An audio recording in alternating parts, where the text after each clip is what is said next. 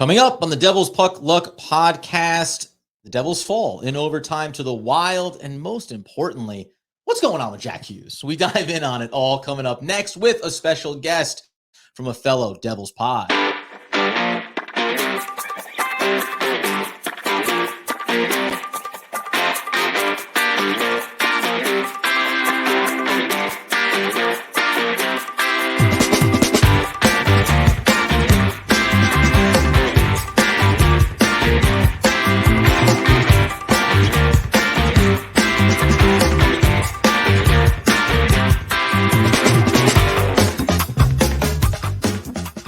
Yes, sir. It is the Devil's Puck Luck podcast on YouTube with your eyes, on podcast with your ears. Those are two types of mediums that you can get this delicious little episode we're putting together right now for you. I am, of course, Adam Arbert, breaking down the Nets on the Locked On Nets podcast as their season peters to a conclusion in some form or fashion. And Peter's out, you know. Yeah. Okay. You get it. And then also the New York Football Giants on the One Giant podcast with my boy Andy Mack with a big draft coming up next month. He is Danny McDonough, 20-year season ticket holder. I'm a little bit disoriented. It's been a rough couple of days for me. I just celebrated a brother's birthday. Yeah. I came in hot to this episode. So. Yeah, the hibachi, the hibachi was good stuff. Hibachi's going to get you, yeah, but you know what hibachi usually requires? It's like a nap. Yeah, you probably are like really full right now, right? Don't worry about me. I just had double rice to keep it nice, and then some steak and chicken. Man, I tell you what, though, the steak was it's the best, man. Spot on. But that's not why people are here. I don't think, unless you are. In which case, we can talk about the various menu items that you have at the local hibachi. And no, that's not why. Coming up later, we're gonna have Justin from Devils Fanatics on. Yeah, obviously. really nice guy. Looking forward to it. So a good podcast doing his thing. Absolutely, with Daniel. That's right. Yep. Ooh, double Danny. Yep. And that's something we want to do. Obviously, we had Devil's State of Mind on last week. We just want to be reaching out, connecting, and forming a little bit of a posse inside of the Devils podcasting landscape. That's coming up later. First, though, before we talk about Jack Hughes and what's going on there, we did also finally conclude through painstaking process for you. Yeah. Figure out who actually won the ticket giveaway, and they went to the game. It already happened. Yeah, it already happened. Yeah, they went. Done. Tickets given away. Celebration over. It was last night. We're recording this Wednesday to be released a little later on Thursday. Right. But congratulations to Kyle. It took me a while and Adam a while to actually comb through all social media to find the right answers. A lot of people were guessing wood as that fifth keyword, but it was Palat, and about I'm gonna say 7 or 8 people got it, and a lot of people guessed wood though. So, but thank you guys for reaching out, and thank you for listening, and thank you for really coming at it quickly with all the DMs. It was awesome. And Kyle, congratulations. Yeah. Thank you for the shout out on your Instagrams as well. And listen, we're gonna do it again. I don't know if it's gonna be this season because I know tickets are gonna be at a premium, obviously coming down the stretch for the final 5 home games that the Devils have. I think you had said if the Devils make the Stanley Cup, you'll give away all home games at Prudential Center to a lucky fan. Yeah, sure, for $2,000 a piece. Ooh, there will be a price tag associated. I don't even think there'll be a price tag on that. You're gonna want to go. Like, you got the tickets, you're gonna go. That's so, it. So that was fantastic, and congrats to Kyle. We're looking forward to doing more of that. And it was really cool. And also we figured out that we need to improve our structure on cataloging what the names were, because we had to do some self-combing to remember what the names were. But at the end, it was a really fun time, and it was cool to see people engaging with that. Absolutely. Let's talk about the Wild game. The Devils lose in overtime. Great. There's good plays, bad plays, overall effort, all that good stuff.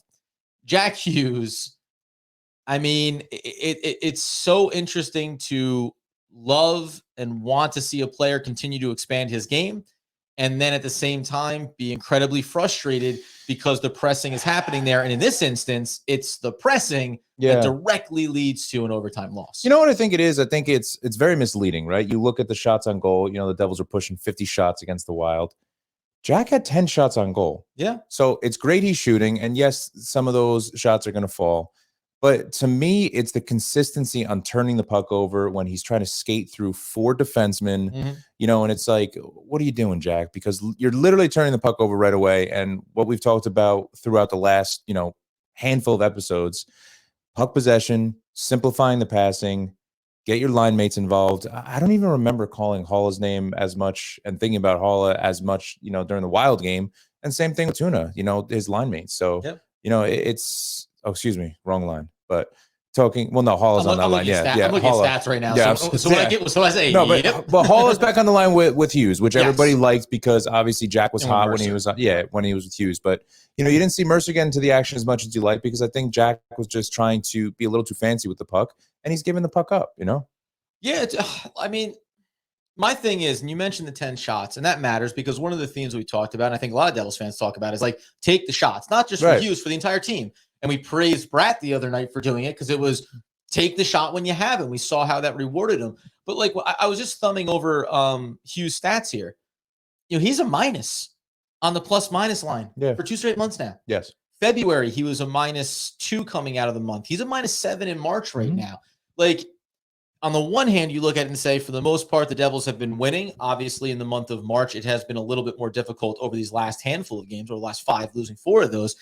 But it's hard to be a net negative with the talent that he has, and when the team is, relatively speaking, performed at a high level, right? Like, go back to that 3-game winning streak they had, Washington, Montreal, and Carolina. He has the one great game against the Canes in the 3-0 win, 3 on the plus-minus. You take that out, and this guy's a -10 in the month of March. Yeah, and that's what's a little concerning, and a lot of people are saying because the Devils are 5-5 basically since Timo's gotten here that maybe it's a Timo issue.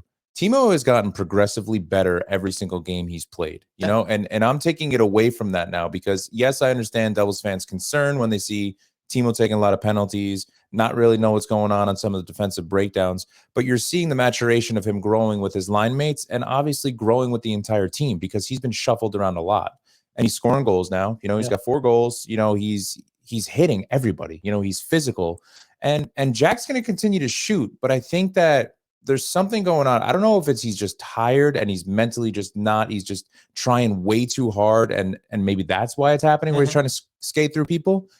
But something's got to change. I know it's very misleading looking at his stats for shots, but looking at the plus-minus, what you're talking about, that minus is a huge deal. Yeah, and it's relative to the production that's on when he is on the ice. Just the team production when he's on the ice. And to your point about Meyer, because I do want to ask you another question here. Over these last 2 games, he's been +4, +3 in the Tampa Bay game, obviously the 5-1 win. He's net neutral since coming over in the trade. We talk about the plus-minus, and you've seen that growth. But you mentioned the physicality for him. When we now see that these lines Ruff has restructured things. You've broken up some of your key players. Do you look at it as the Timo Meier? I'll say this is how I look at it. The Timo Meier acquisition, a 6-year veteran of the league, is as much about what he can be short-term, long-term, and about the safeguard of a young player in Jack Hughes who, what if he doesn't round himself back into form before the playoffs? Like, however far you think the Devils are going to go, you can't risk. If you go into the playoffs and Hughes is underperforming or is struggling the way he has recently, and you don't have Timo Meier, you might as well close the book on it. You're going to have a really hard time staying competitive against the Eastern Conference teams. Yes and no, but like you'd have to have someone stay hot like Mercer was, and just be lights out in the playoffs, or Palat just score and just be on the score sheet. To answer your question, I think it's a difficult question to answer, right? Because at the end of the day, I want everybody to know this: Jack Hughes is going to be fine, right? Yeah, he's going to be fine. Right now, there's something going on. He's in a slump, and I think a lot of it is a testament to a lot of the teams that we're playing. We're seeing teams play the neutral zone trap, and it's happened a lot. You're seeing all opposing teams clog up the neutral zone, and Jack doesn't know what to do. He's trying to control the puck, and he's trying to skate around these defenders in the neutral zone when he should be passing the puck. And again, it's just simplify it. When it comes to the playoffs, this is why you have that one word we always talk about, depth. So that depth of your star players, we have another star player in Timo. So yes, to answer your question, but at the same time, is Jack can turn it on and he can switch that, that mode of play. Flip. Yeah, he can flip the switch. Sure. Switch a flip. Switch the flip. Flip a switch. You're okay. Very easily. He really can. And that's the thing that I think all Devils fans need to realize, that he's going to be all right. But having Timo is just that added depth. 11 games to go. Any chance that you think that Ruff would sit Hughes down for a couple of games? Absolutely not. Okay. So you're just no question. Work through it. You got an 8-year, $8 million a year deal. You're the future of this team. But you're not looking at it as a fatigue thing or anything like that. This is just if he's banged up and he's not telling any of the New Jersey Devils staff, then there's a problem. I don't see it being that. If it winds up that he's sore, something's going on, then he tells the staff. That's a different story. We all know how hockey injuries are, upper body injury that he's becomes got a lower body injury. If it's something like that and he just needs some rest, that it's just something sore, whatever it might be, then maybe sit him down a couple of games if that's the case. I don't think it is. I think he's just really pressing, and I think he is the one that is struggling the most with these inconsistent lines. And I think it's a testament to what Ruff is trying to do to find that happy place for Jack, because we need Jack Hughes. Okay, so then let's conclude that conversation on that point. Ruff is trying to figure out the best combinations, what's going to work for his team, what's going to give him the chance to be as successful as possible over 7-game series in the playoffs. If it's coming at the detriment, is there no going back now? Because you've been shuffling lines, you're trying to figure it out. Timo is starting to play a little bit better. You are seeing some of the other lines figure things out together as well. Right. So now it just comes down to like Jack Hughes is the odd man out in terms of acclimating back to what has been his best line all year in terms of the combination with Holla and with Mercer. So like you can't now all of a sudden rewind it back and say, let's revert back to what worked best for Jack Hughes, because then we don't know, especially with say Timo Meier, we don't know what the best combinations, because we're trying to figure that out on the fly here. Something that has really gone under the radar since Jack has been playing with Holla is the defensive breakdowns that Jack has had have not resulted in goals because Holla is being very defensively responsible. It's one of the good things of Jack. It's one of the good things about Jack being on that line is I've noticed that a lot. Jack in his defense too has come back and back-checked a little better, but it's really just the reckless skating from one end of the ice to the other and trying to skate through every opponent. It's just not going to work, Jack. It's going to work 1 out of 50 times. And giving the puck away like that is always going to result in, odd man rushes the other way, or just basically less time in the attacking zone. It's what we don't want. Coming up here shortly over one of these episodes, I'll say something like this. Ooh. That reads, Jack is back, for our friends that are only listening. I think he'll get there. Me too. It's just that this is what happens when you make a trade like this. This is what happens over a long season. You said this all since we launched this podcast. Young players, there's going to be a grind there. It happens even to veterans, by the way. Veterans going to slumps, let alone a guy that you know is going to be critical. While we wait for, we're going to have Justin from Devils Fanatics coming up here in a second. We're going to, I watched his Instagram coverage of the Jack Hughes turnover in overtime. It was a delight. It's like all of the raw fan emotion that you want to have from somebody. It's crazy too, because Jack hit the post right before that. You know what I mean? So it's, again, like the entire thing is like, ping, and then and then it breaks down. And then Hamilton not skating back because he was tired on the ice for a while. That's another thing we probably should talk about is Hamilton and Hughes on the ice in overtime. Yeah. You know that there's going to be a lot of situations where you get a little nervous about them skating back. Sure, and you know what? That's the interesting trade-off, I think, about offense versus defensive, how you want to structure your overtime teams. We talked about it on power plays and trying to figure out the PP1 specifically, because you need that to be more dominant. It needs to be dangerous. But looks bad right now. It at some point too, and this is what makes it, I think, a conversation that need not necessarily have a definitive answer. Because then you can look at Ruff and say, are you putting the best collection of players right now in the short term? Are you maybe putting, you're putting Hughes in theory in a spot to break out of the slump and really have a big moment, and he hits the post. If it goes in, you're going, Ruff pulled all the right strings. When it doesn't, and there's a turnover and it's an overtime goal the other way, you go, well, maybe you shouldn't be putting that pressure on Jack, right? So it's a very fluid. It's seriously, think about it. Puck luck. You get some a show called that. You get some lucky bounces, and the whole thing could turn for Jack. One last thing I'll ask you here, though, just as we're 11 games left here, and the Rangers are at the same point with 71 games under their belt as well. 6-point lead. Have they done it? Like, have the Devils, is 6 points enough? No. Over 11 games? The answer is the problem that the Devils have lost 4 of their last 5. The answer is no. The answer is no, is because we got very lucky with Carolina coming back to beat the Rangers. Thank God, though, there was no 3-point game there, because I was worried about an overtime. No, the Devils are not secure in that number 2 spot in the Metro. They can easily slide to the 3rd spot, which we don't want, even though we've been great on the road. When you play the Rangers, they're going to show up at Prudential Center, so, and they're going to represent at MSG, obviously. So, just we need to get these wins coming up. Bad news: the Columbus Blue Jackets have been eliminated. Yeah, they're just noticing in the standings here. Yeah, Sharks have been eliminated too. 22, 41, and 7. Yeah. Only team in the entire Metro. How are you enjoying that, Johnny Gaudreau? Okay, shots fired. Did not realize it was going to go that direction. Coming up here in a second, we will have Justin in from Devils Fanatics podcast. We'll talk about that lake sequence with Jack Hughes against the Wild, how he's feeling over these final 11 games, and just what it is to be a part of the Devils community. We dive in on that conversation coming up next. All right, as promised, we connect with people within the Devils' sphere of influence. We got to keep doing it. I love it. I love the Devils. This isn't the last one. No, this isn't the last one. We're doing more of them. No, I know. But okay. I'm saying I love the Devils camaraderie. That's what it's all about. Everyone's been welcoming. Everyone's been fantastic. And that's why, as we said at the top, really excited to welcome in Justin from the Devils Fanatics podcast. Also over on, I want to make sure I get all your tags right, Justin. First of all and foremost, welcome, man. How are you? How you living coming off a difficult loss for the Devils? I'm doing great. Thank you guys for having me on. I really appreciate it. But yeah, obviously tough loss yesterday to the Wild. I mean, it doesn't get much heartbreaking than that, to be honest. Like Jack hits the post and then it just goes the other way. And it's just like, it's so unlucky, but what are you going to do about it, So before we get into that, which we will, because I was saying before we started, the Instagram reaction is everything you want from a pure Devils fan standpoint. I think you were the collective voice of a fan base. Yeah. When we were getting started here, you mentioned how you started with Daniel on the podcast, finding out you knew each other from Montclair State, but you also mentioned your age, and I don't like to give it away because I'm a youthful man. I don't care. You could say I don't care.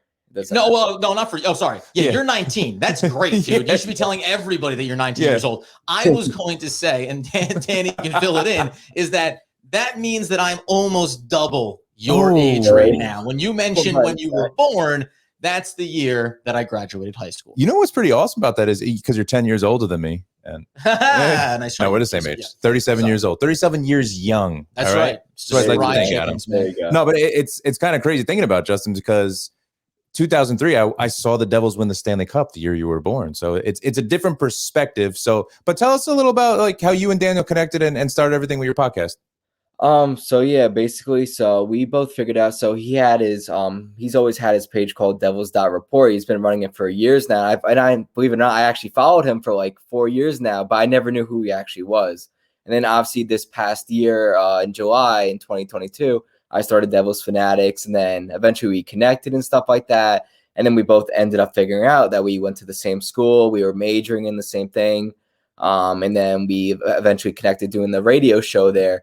We do a hockey show there at Montclair right now. So, and then eventually we really become like really close over the past few months. And we even went to like Washington, D.C. to see the Devils play there. And then we eventually came up with the idea of like, let's do a podcast because obviously we're both heavily passionate about the Devils. And absolutely, this is like definitely like, we know, like we want our career paths to be around sports media. So we feel like this would be a great opportunity for like, not only us, but for our followers and our supporters, to give them try to give them the best Devils podcast we can possible. So yeah, absolutely. And what's great, what you guys have been doing too, is I saw you guys down in DC too. I saw the Instagram post. You guys are bringing like the flags and bringing the banners and everything. It's awesome. Yeah. But more importantly, it's what I like to, especially I've seen you doing, Justin, is you're getting everybody involved, even at the stadium. You're asking people questions. You're talking to people about the state of the Devils. So it's great for Adam and I too, who are jumping into this new Devils Puck Luck podcast. It's all about the puck luck. That's right. It's just great seeing fans, really doing everything that we love too, talking sports, talking hockey, talking Devils. And it's really a testament to where the Devils are now, after 5 bad years. We'll just call them bad years. That's what they were. It's great to see where the Devils are now and where they're going in the future. So I love it, man. And great work. You're doing great work. Thank you, bro. I really appreciate it. It means a lot. So before let me ask you quickly, how many games do you travel to? Do you get to go to a lot of games on the road? I mean, obviously it's, sphere of influence. How far away from New Jersey can you get to? So, I mean, I used to have season tickets actually. So I don't me and my dad, we stopped doing that after COVID happened. And now now I'm like a college student. I can only go to so many games. So I just buy tickets cheap when it last second, whenever I can go get the chance. But I try to go as many home games, and then for away games, I mean, I just probably more locally. So Rangers, Islanders, Capitals, teams more local and stuff like that. I try to go to. Eventually, my goal is to go to every NHL arena. At some point in my life, I want to do it one day. I did the Eastern Canada trip with my dad and my brother this past November. So, and that was one of the best trips ever. And obviously the Devils won all 3 of those games, which it made it even better. So that's awesome. Take it from me, Justin. You can just walk into a college course and say, I apologize. I was on the road watching the Devils. They take that. Doesn't even affect your grades in the slightest. Attendance will not be marked off. Okay. The Wild game, the overtime. I mentioned this at the top there. Your Instagram reaction to it, I said it was like the collective voice because it was, first of all, it goes off the post, so it's a near brilliant opportunity for Jack Hughes to end up turning it around, kind of his night, which had some frustrating moments already. Instead, the turnover goes the other way, the goal, it all ends. But just hearing your voice going, no. Like I could only envision every Devils fan just mouthing those words in front of their TV, but you could hear how devastating it was. Did you?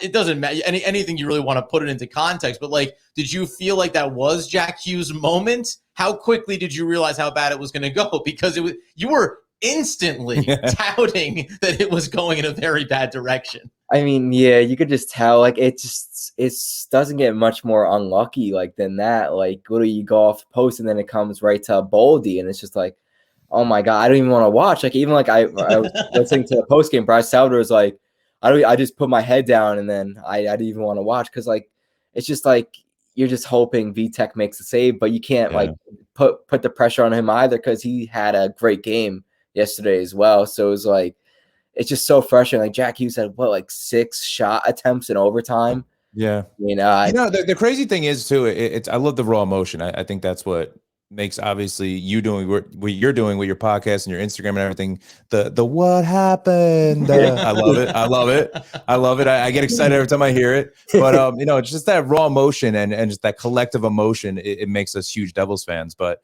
let me ask you a question because we were talking about it before you came on. Do you see it being an issue with the way Jack is playing right now that maybe splitting up Jack and Dougie in the overtime and not having them on the ice because it seems that they get caught a lot 3-on-3 and even 5-on-5. They've been getting caught a lot. So you think there might be a good idea that Ruff can do on that 3-on-3 to split them up or keep them together? What do you think?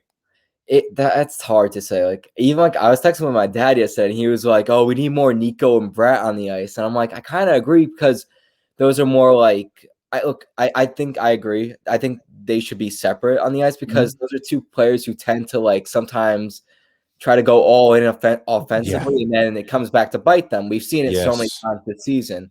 And whereas you have guys like Nico, Brat, or like Tatar, or players like that who are very responsible, but also could produce on a high offensive level. So I feel like you need like the best of both worlds for your 3 guys on the ice at a time. So it's like, I don't like it. At the end of the day, like it was just so unlucky. Like you went off the post and came right to Boldy, and then Dougie's at that point has been on the ice for like over a minute now. Yeah, he was exhausted. And and not to knock him, but he's like not the fastest player to begin with. So it was like bothering me that people are like going attacking him for like, oh, he's showing up, or like the guy's gassed. Like and I'm sure you've seen it too. Just regular 5-on-5 too is with Jack. His struggles now are really we don't know. It's like we can obviously speculate, right? We can think it's like, oh, maybe it's a mental thing where he's just in his head. Maybe there's something lingering injury wise, but it's the 10 shot attempts, right, against Minnesota. Awesome to see. However, it is so frustrating watching Jack skate up and down the ice, trying to get through 4 opponents when he doesn't even pass the puck once and just turns the puck over. So I'm sure it's frustrating for you too, but have you seen, because I know we've seen it, have you seen more of the teams we're playing, especially more of the veteran teams, really start to focus more on the neutral zone trap? We've talked about this a lot, and I haven't seen this in a while. And a team like the Devils, opponents, especially teams like Tampa Bay, the Boston Bruins of the world, the Minnesota Wild of the world, they are clogging up the neutral zone so much. And do you think that is part of the stress that Jack's going through and he's so frustrated and he's pressing and why he's turning the puck over a lot? I think it is. I mean, I feel like Jack Hughes has always had a problem with turning the puck over. It's just now, like more than ever, it's like you're seeing it more often.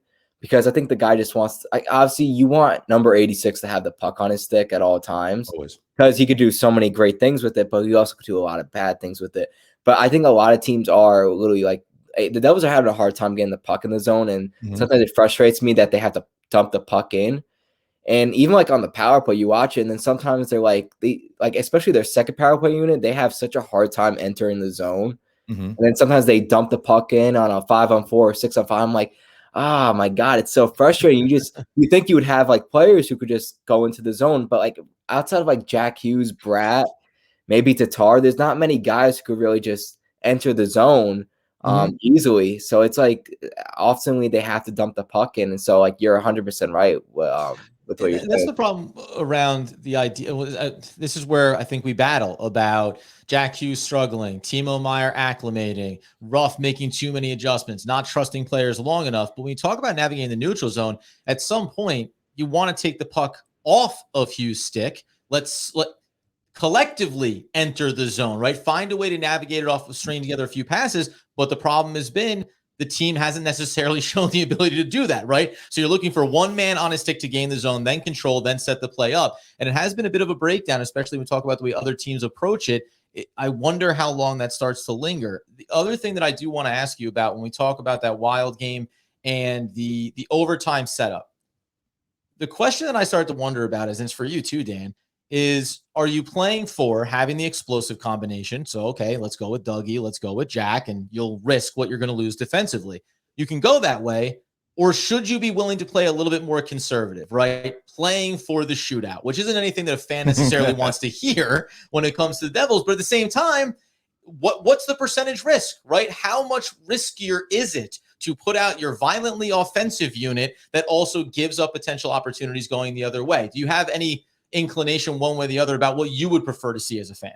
I mean, like, not really, to be honest. I mean, I can't stand it when the Devils get into a shootout. So, I mean, I want, Right. so honestly, yeah, I kind of want like our best players out there, or at least offensive wise, because I want it to end in overtime. And the Devils have been a great overtime team this season. They're 10-4 in overtime so far this season. So, I mean, yeah, and teams are scared of us, no doubt, in overtime because it's so much open ice, and the Devils have so many young players who could skate at such a high rate, like Hughes, Nico, or Brat. Sure. So it's like teams are scared of us and stuff like that. So I mean, you know what the funny thing is? The funny thing is teams are just playing keep away from us in overtime. They are literally just skating around, skating backwards. Oh, they don't. Nah, that doesn't look good. Let me skate it out of the zone and go behind my own net and kill another 25 seconds. I saw that the other. It wasn't even in that overtime game. I'm trying to remember what the prior one to that, where the patience level from the opposition in overtime. You just said it. To be willing to cycle out of the zone and reset themselves. It was the second game against Tampa. It's when Timo scored with like 2.5 minutes left to tie it. And then, I found that so aggravating. The it's inability smart. to. Oh no! It's a great strategy.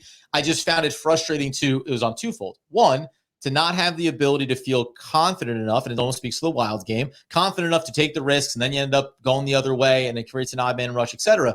But then the other side of it is like you're not confident enough to go and try to take that puck away for what it risks you. Yeah. And the Devils don't execute the same way offensively when they're in overtime, being willing to recycle. Like, this is the thing where I think for like a Jack Hughes, especially when you want to operate in that space, will be willing to set up the right opportunity, not be willing to force the issue on the opportunity. And the overtime for the Wild game, again, clanks off the post. That's puck luck. There's nothing to really, be glaring about that. But you want to see consistency. When the Devils had the puck in overtime, they were fine. The open ice, I thought they played well. I thought they pulled the puck out of the zone when they needed to. It goes back to what we're talking about. Do you risk having Dougie and Jack on the ice? Yeah. I think you do against a team like the Wild. Number one, because we suck in the shootout. You know what I mean? We just suck in the shootout. It's Timo now, though. Yeah, but listen, you call a spade a spade. We're bad in the shootout. And Justin, here's a good one for you, right?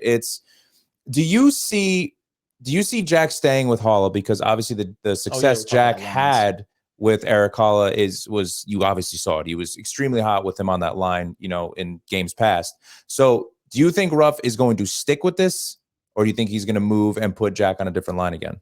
I mean, like, honestly, who knows with Lindy Ruff? But I mean, no one knows. I would say, you should keep him with Eric Holla and Mercer for now, because obviously, like you said, Hughes has played his best when Eric Holla is playing center, because Eric Holla is probably one of their best face-off men, and that means Jack Hughes gets the puck more often.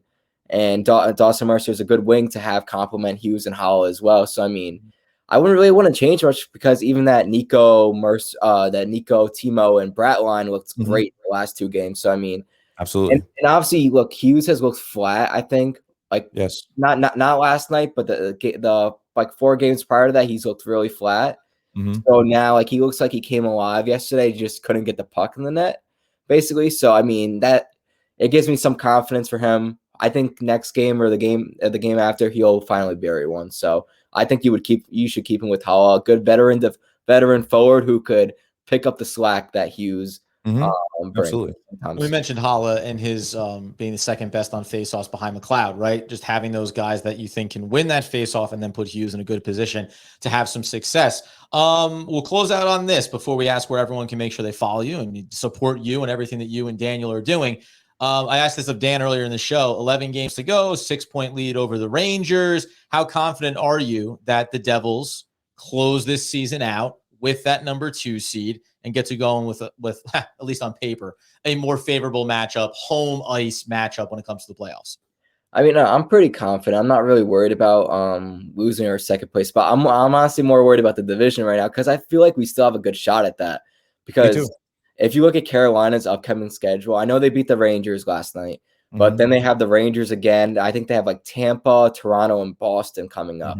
So, I mean, I think this upcoming like 5-game stretch for both teams is really going to tell you what you need to know going forward, because I mean the Devils have to win their next 2 games against 2 teams who are really struggling right now in the Sabres and Senators.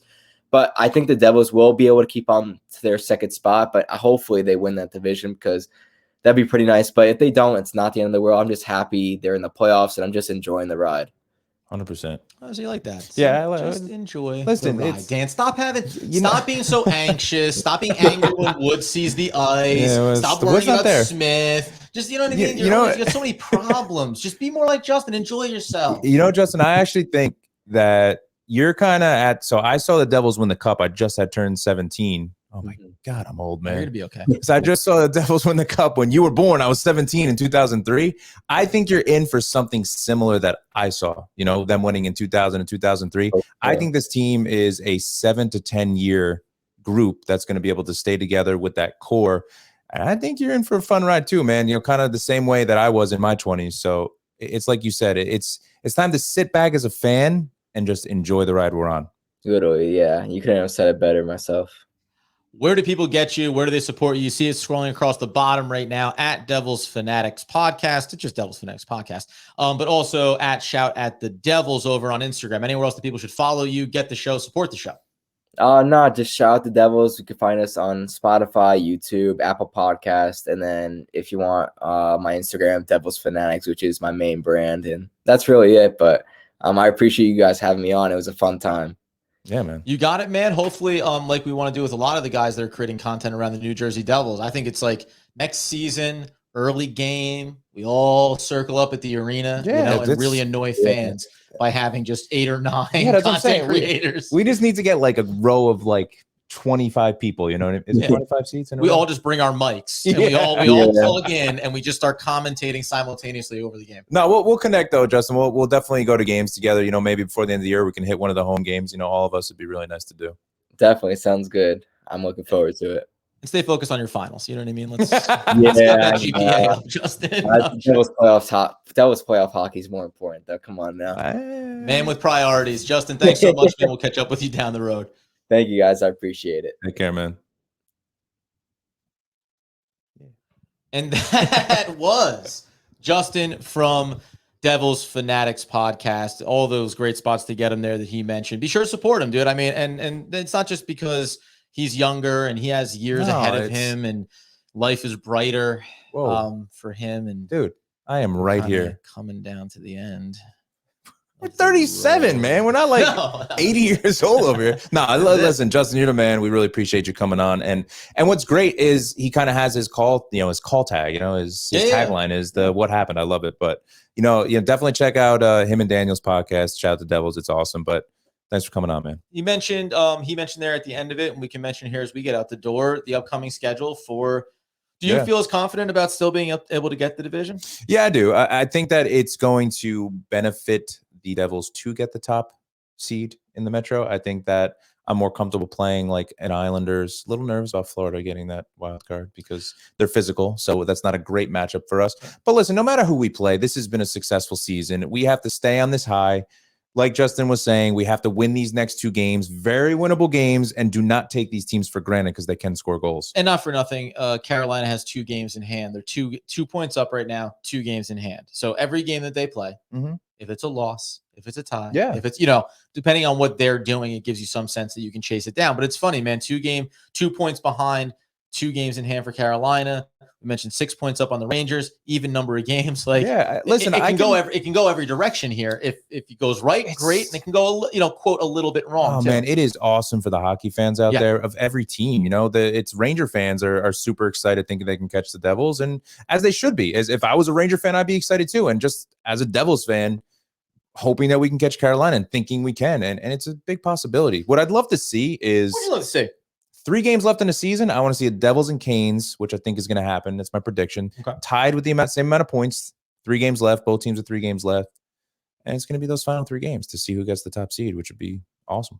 There you go, my friends. You can, of course, support us on YouTube at Devils Puck Luck. You get us over on Twitter at NJDevilsPL, on Instagram. Danny the Face. Well, and the show. At Devils Puck Luck. Personal first, no big deal, Dan. I was going to get to it. Danny the Face on Twitter, at Adam Armbrecht on Twitter. You have your like order you do it.